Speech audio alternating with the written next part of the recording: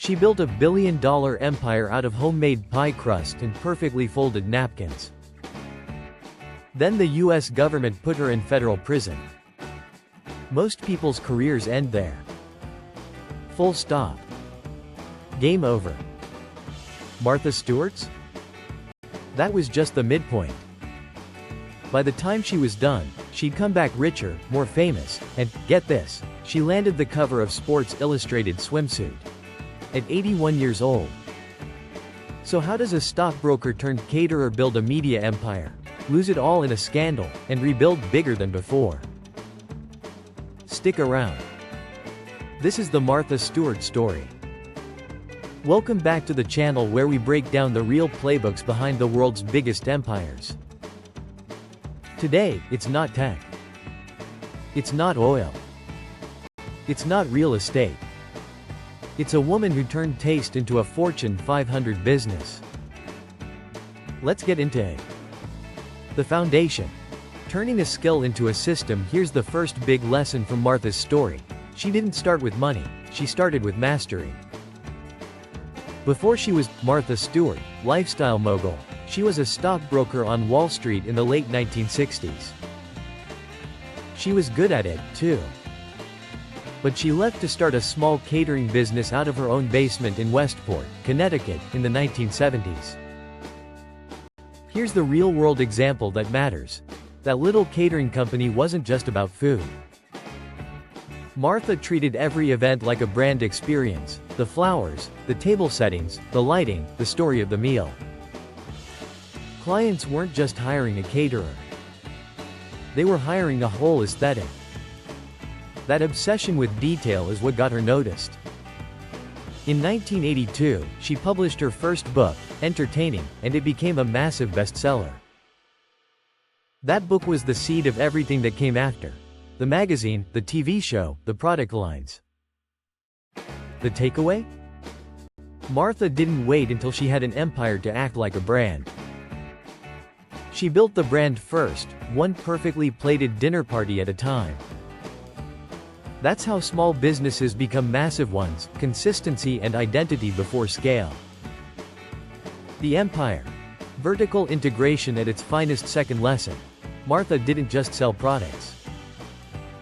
She sold a whole ecosystem, and she owned every piece of it. Think about what Martha Stewart Living Omnimedia actually was by the late 1990s. A magazine, a syndicated TV show, a line of home goods sold at Kmart, cookbooks, a website, even a satellite radio channel. One woman's taste, repackaged into a dozen revenue streams. Real-world example. Her Kmart partnership, signed back in 1987 and expanded through the 90s, put Martha Stewart branded bedding, paint, and kitchenware into thousands of stores across America. That single retail deal alone was reportedly generating hundreds of millions of dollars a year at its peak. This is a masterclass in vertical integration. Instead of licensing her name to one company for one product, she built a media machine that could sell anything under her name, because people trusted her taste. When Martha Stewart Living Omnimedia went public in 1999, she became one of the first self-made female billionaires in America. That's the power of controlling the full pipeline: content, trust, and product, instead of just one link in the chain. The comeback. Reputation is rebuildable, and now, the part of the story most people only vaguely remember: the fall, and the wildest comeback in modern celebrity business history. In 2004, Martha was convicted on charges related to an insider trading investigation and served 5 months in federal prison. For most public figures, that's a career-ending headline. Sponsors run. Boards resign.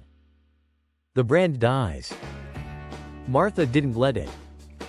Here's the real-world example that still blows people's minds. Within a few years, she was back on television. And then, in one of the most unlikely business pivots ever, she teamed up with Snoop Dogg. The two co-hosted a VH1 cooking show together, did Halloween specials, co-hosted Puppy Bowls, and built a genuinely beloved on-screen friendship that reintroduced Martha to a whole new, younger audience. That partnership didn't just rehab her image, it expanded it. She went from the lifestyle queen boomers loved, to a cultural icon that Gen Z and millennials embraced too. And it culminated in 2023, when at 81 years old, she became the oldest person ever to cover the Sports Illustrated swimsuit issue, a headline that went around the entire world. The lesson here is simple but powerful: reputation isn't permanent damage. It's a rebuildable asset, if you're willing to adapt, stay visible, and let new audiences see a new side of you. So let's recap the Martha Stewart playbook. 1. Master your craft before you chase scale. 2. Build an ecosystem, not just a product, and own as much of that pipeline as you can. 3.